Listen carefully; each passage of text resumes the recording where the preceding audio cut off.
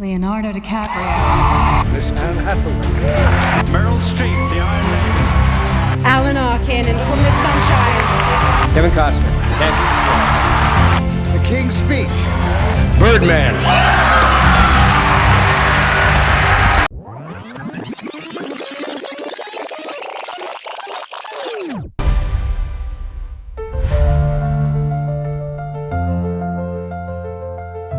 I'm Connor Old, and welcome back to another episode of Redoing the Oscars. And this week we're going to be looking at the 2004 Oscars, the big category, Best Picture.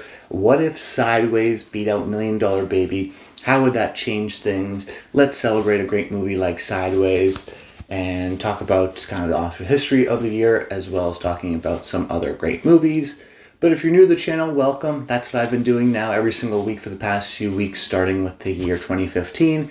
Each year, picking a different category, whether that be Best Director or one of the acting categories, or in this case, Best Picture. Talk about another movie that was nominated that I think should have won and what that would have meant. Kind of redoing the Oscars to fit my perfect narrative and my personal preferences.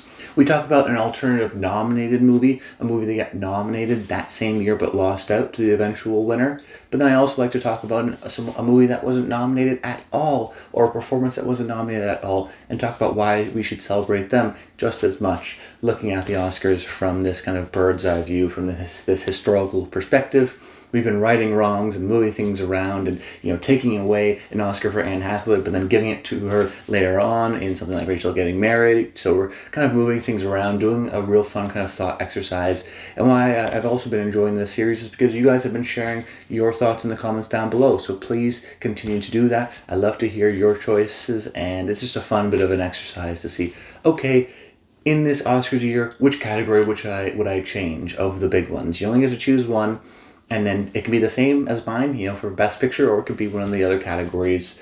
But without further ado, let's jump into things. Starting off with the beginning part of these videos, which is the Oscars context for the year. Where were we? What were the other potential categories I could have gone with? And this is the 2004 Oscars year. And I think it's kind of a boring, a bit of a forgettable year. There are a lot of great movies this year. Not all of them really got nominated. I think the Oscar slate is a little bit weak. I've been saying that now for the past couple of weeks. This stretch, 04, 05, 06, isn't really my favorite stretch of films. Even going to something like 08, I just don't personally love the 2000s selection of Best Picture movies. But this was a very steady time in terms of Oscar viewership, remaining relatively the same in terms of its interest and popularity.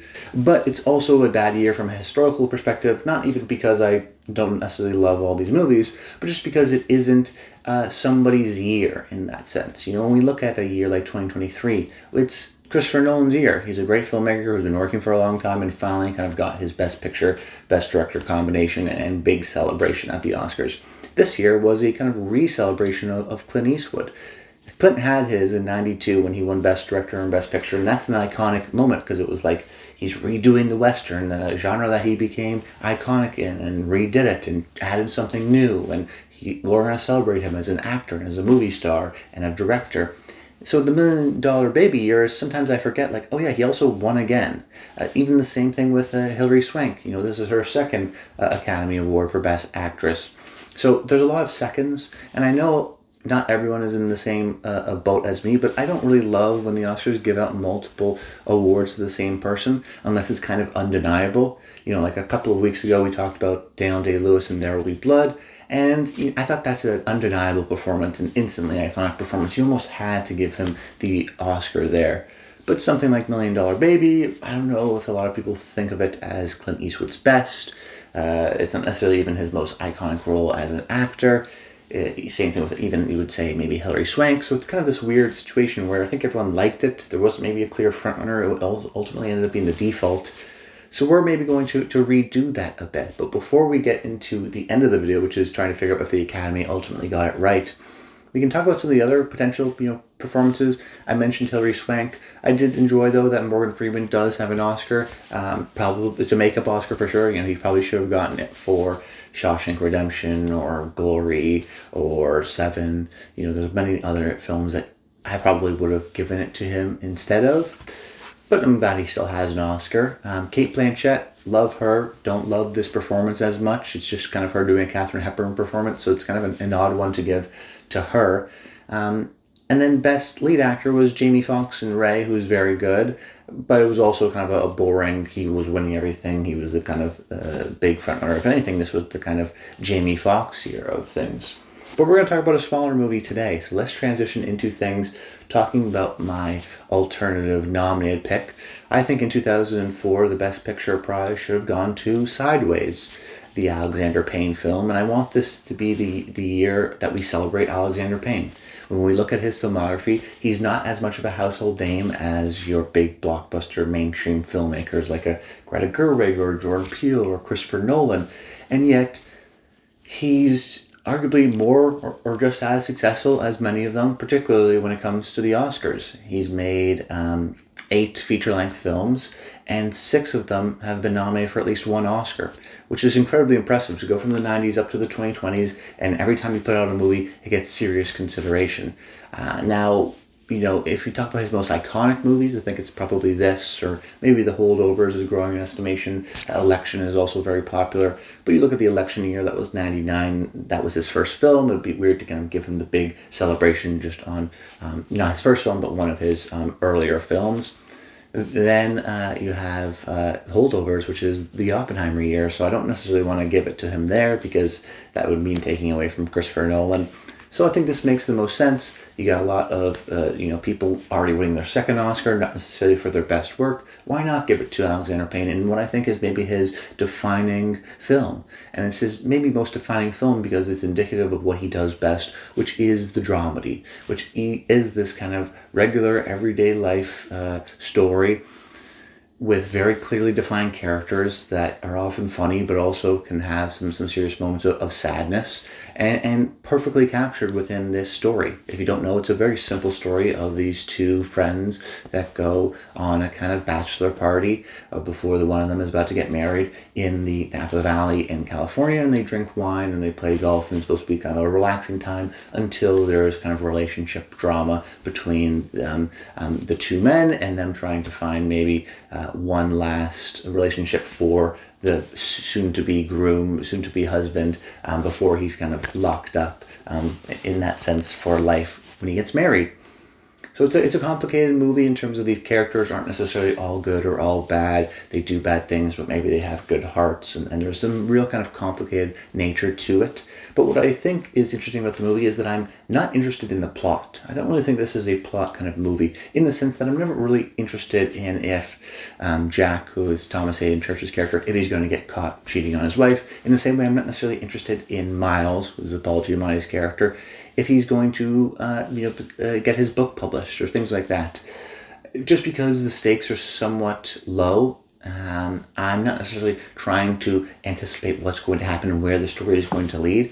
I also think it's a movie because of that is better on rewatches because you're totally not worried about that because you know where the movie's going to go.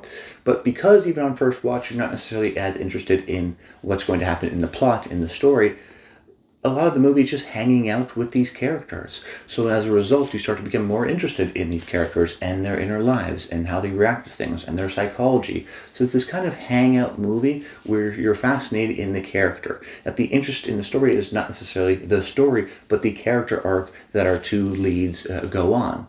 Now, sometimes that's just very funny, seeing Miles, crash out about not drinking a particular wine or a comedic fight that they have. And other times it's extensive monologues about wine and what that means to them as a person and how that's kind of course, metaphorical to themselves and their lives. And what I love about understanding character films ultimately is because you're not interested in the story, you're interested in the character, you're interested in how they react to certain moments. So the tension of the movie sometimes is Miles goes to a wedding where he sees his ex-wife with a new man, and how is he going to react, and the tension that brings, or wanting to see genuine growth with these characters through embarrassment. Some of it partly is funny and enjoyable, but also I think it allows you to self-reflect. Because you're reflecting on these characters and how they think and how they react, you start to see maybe some of yourself within the two characters, and things start to be a little bit more close to home than maybe you would like. And there's a real sense of, I think, reality with all of Payne's films, but particularly like this. It's not necessarily showy camera work or flashy or anything like that. They're not necessarily referencing other movies. You couldn't say Sideways is kind of like this, because they're not necessarily aiming to do that. They're trying to aim for reality, for honesty, for truth, for trying to understand the complexities of the everyday person and the everyday man,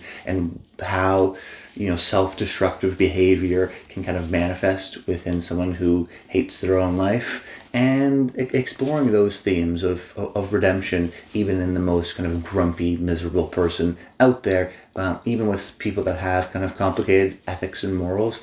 If you're very, justified and principled sometimes in your point of view, you may struggle with this film, and I somewhat understand that, but I do think it is a real capture of life, because by the end of it, you're kind of debating of how good of the person this is. Even if they make bad decisions, are they still worthy of redemption?